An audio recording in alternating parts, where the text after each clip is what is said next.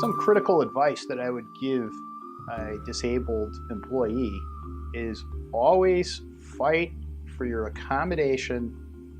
Always pursue your accommodation request as early as possible. Unfortunately, many employees who are disabled don't do this. And what they end up doing is, because they didn't immediately request their accommodation, they couldn't do the job well.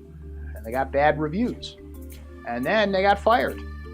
And then they complain about disability discrimination, saying, I needed an accommodation. If you need an accommodation, request the accommodation as soon as possible. Make the employer cater to you right away. That's when you're in the position of the most strength, not after you've been terminated.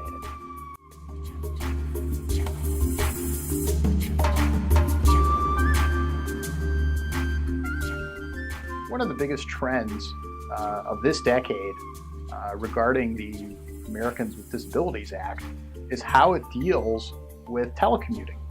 Many employees have things like very bad back problems, and they just simply can't get to work because they wake up and they're in tremendous amounts of pain.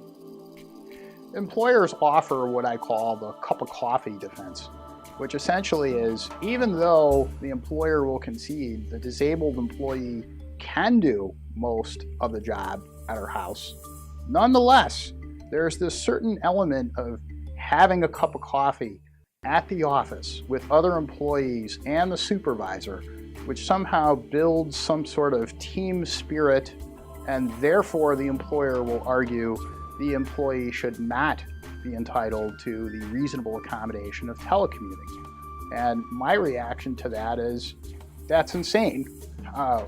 What kind of team spirit is missing?